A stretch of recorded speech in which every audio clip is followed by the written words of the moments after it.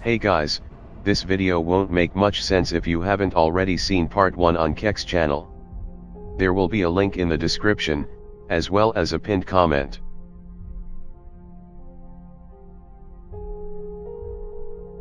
It's weird to see your own thread posted on 4chan 2 years later.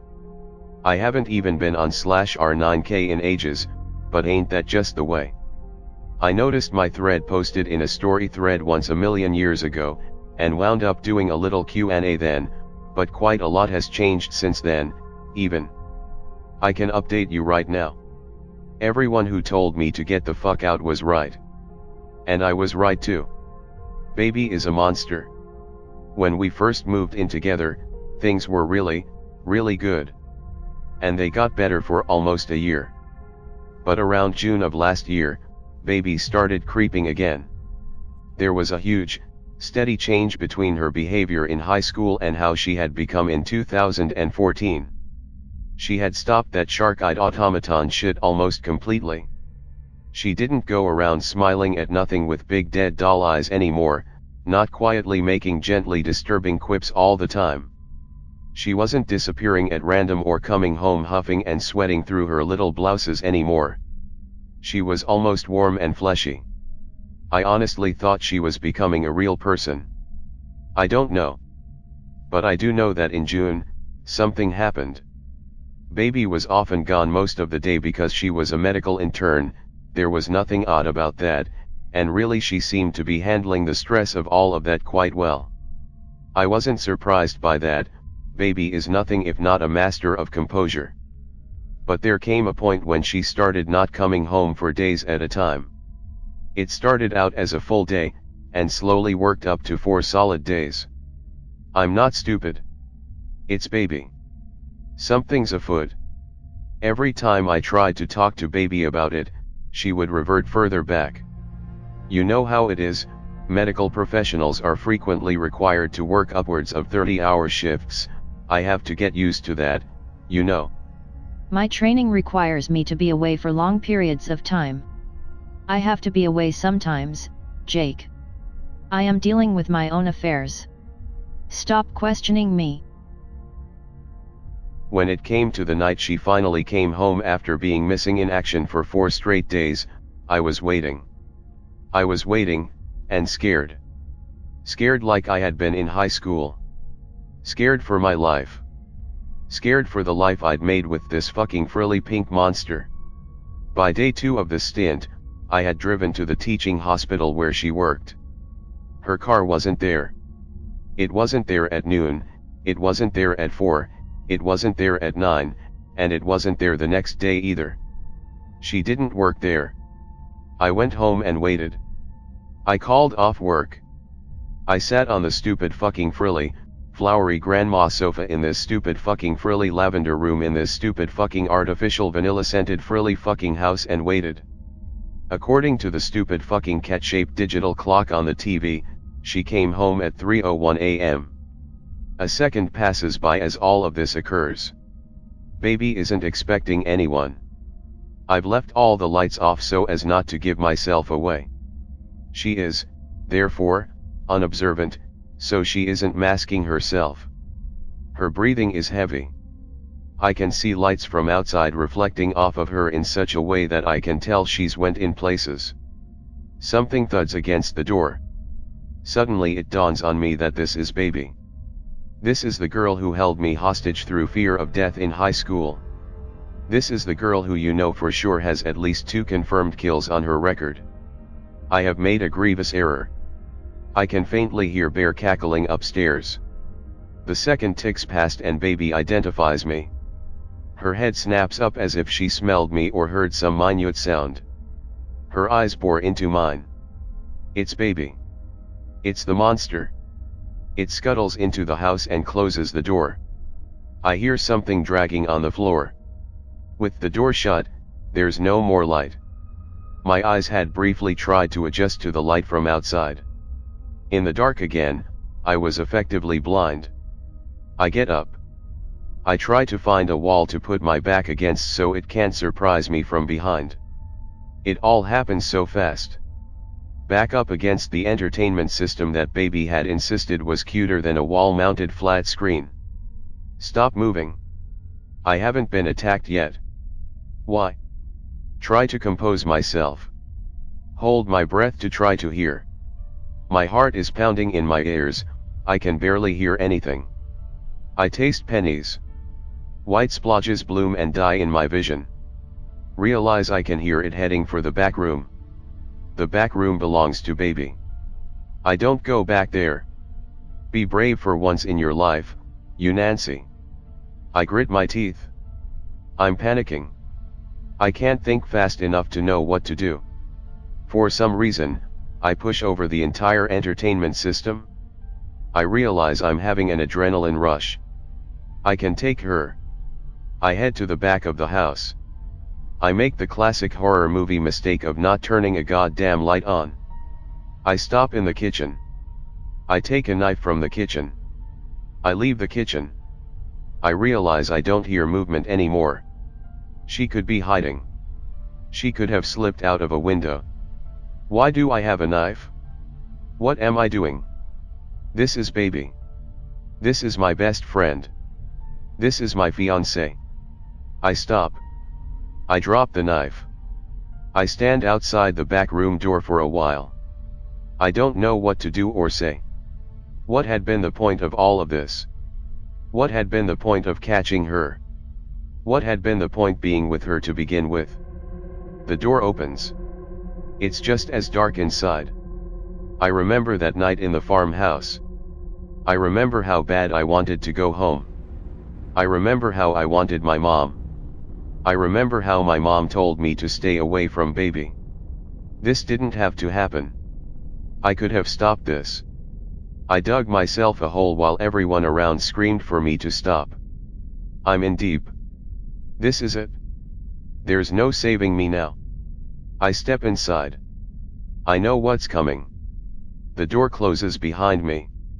I taste copper again. I guess I'm not content to die here after all. A small light is born. The monster is standing adjacent to a rather lovely antique writing desk. One milky, finely manicured hand lets go of a pull chain on a lamp. It stands there huffing. The dark wet spots are now undeniably gore. Its little hiking boots are caked in dirt.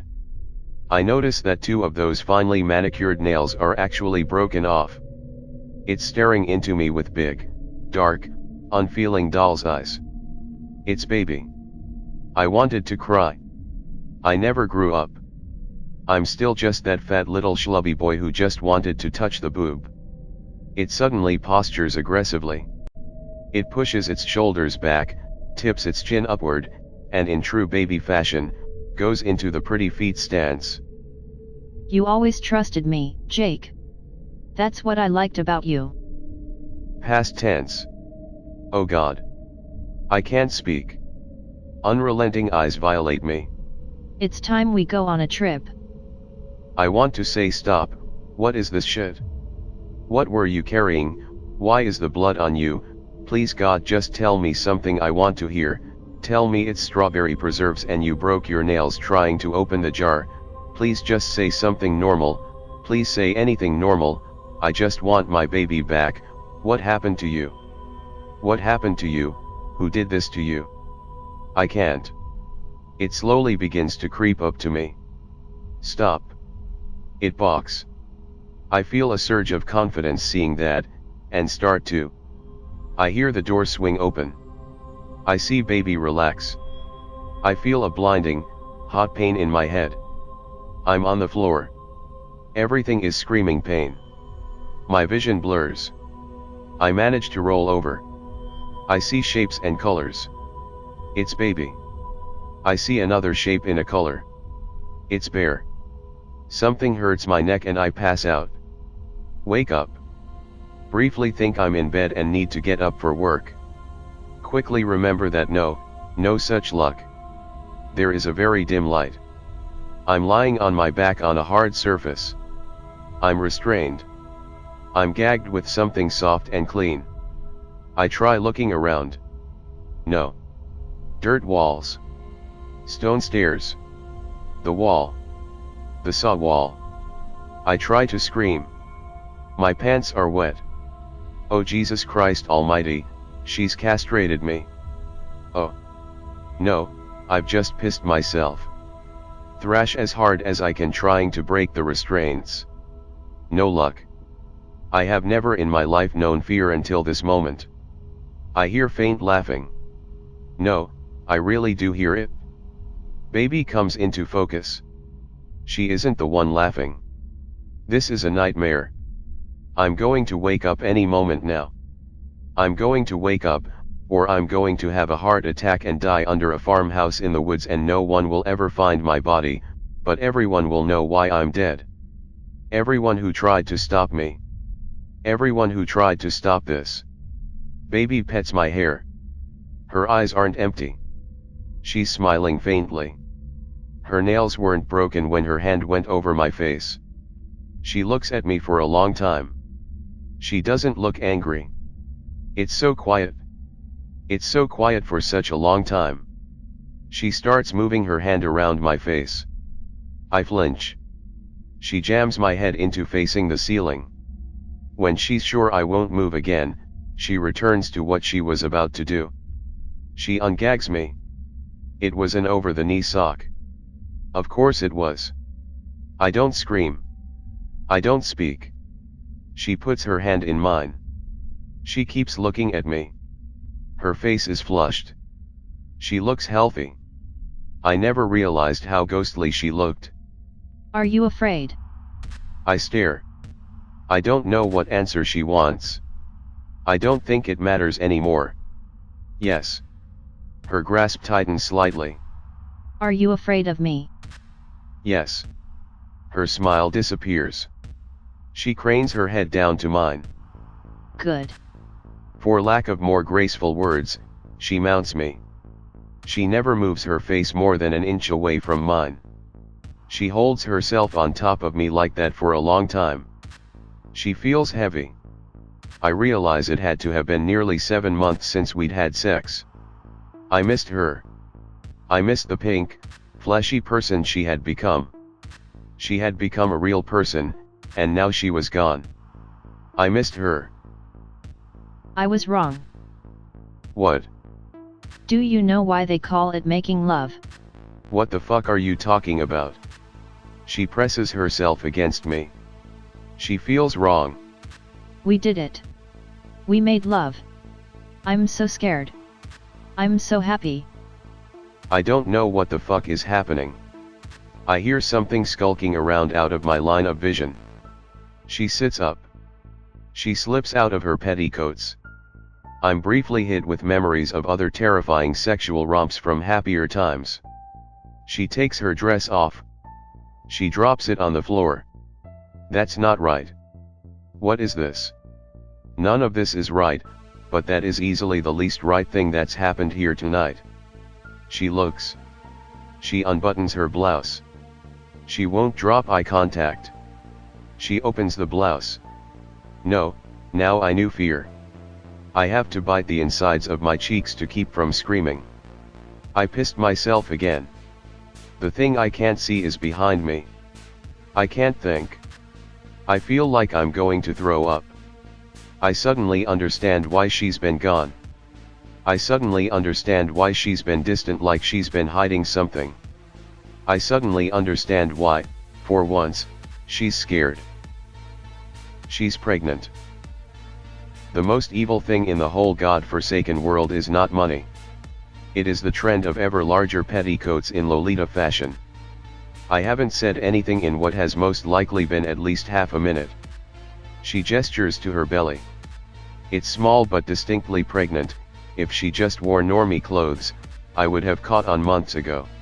We did it. We made love. I can't do it. This is it. This is the absolute end of the line. I would rather die. She stares. Her smile grows back. You're so scared. Yep. Her smile cracks open. You're so scared. Jesus Christ, no. I hear a displeased sound behind me. I agree. I want to die. I want to go back in time and kill myself in 9th grade. As I've been staring up at the ceiling praying to God for it to crash down and kill us both.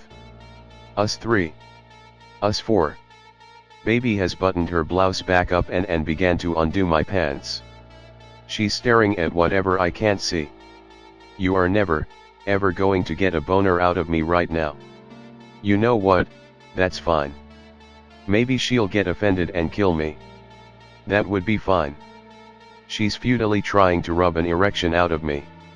She's got target lock on whatever is behind me. She lets my poor dick go. My poor dick.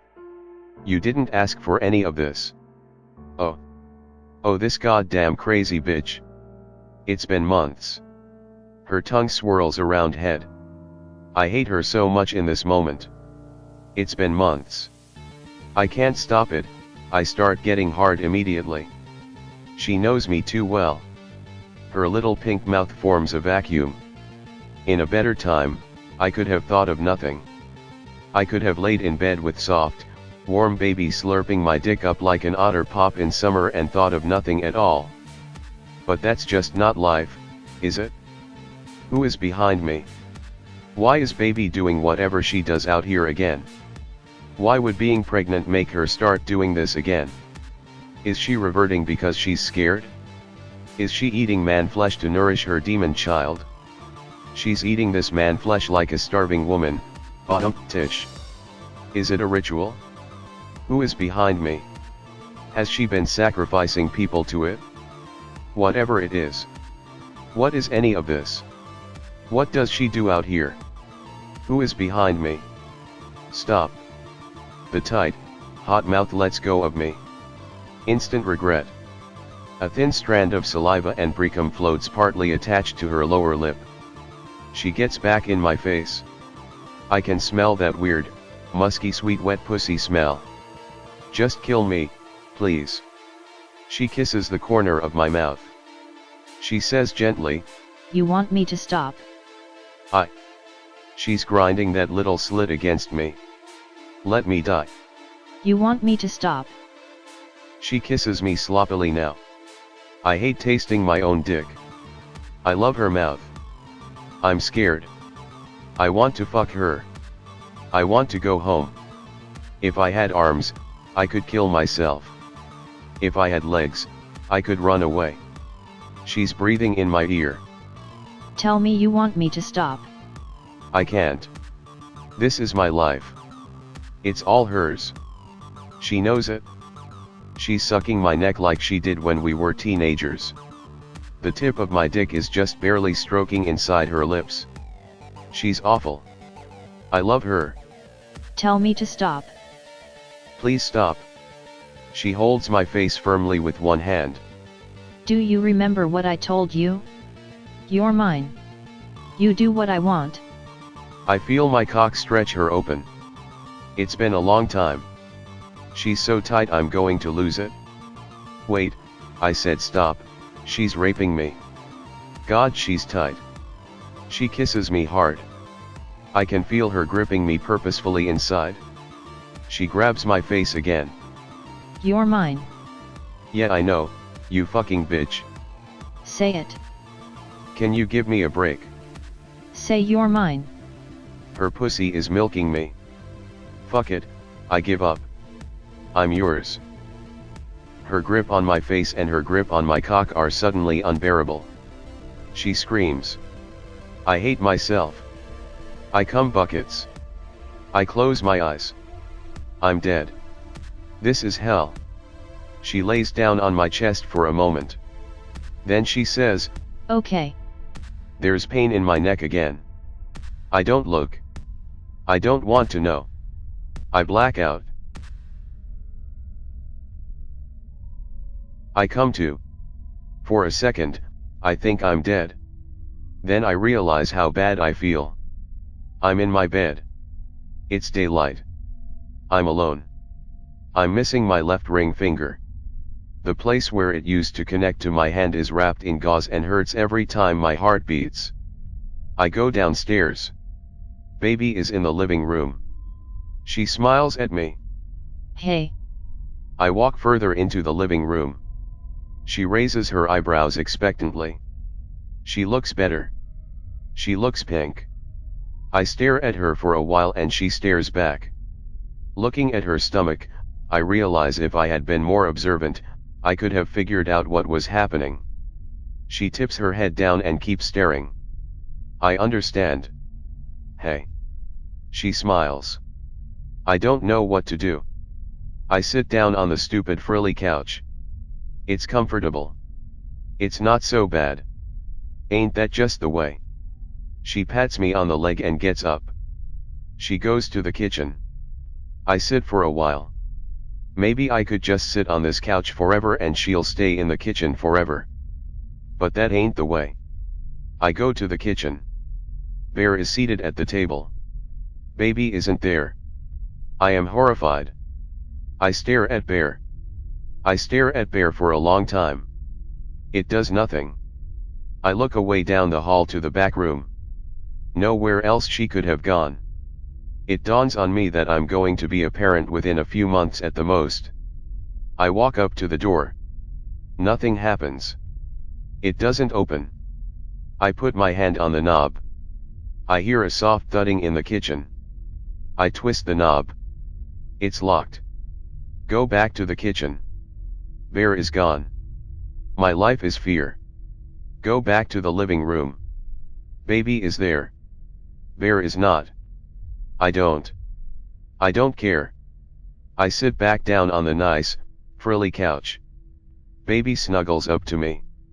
She's watching a Roseanne rerun from before they won the lottery. That's fine. She puts my hand on her stomach. I'll know peace when I'm dead. This is fine. The end. So we have a daughter now. She's beautiful.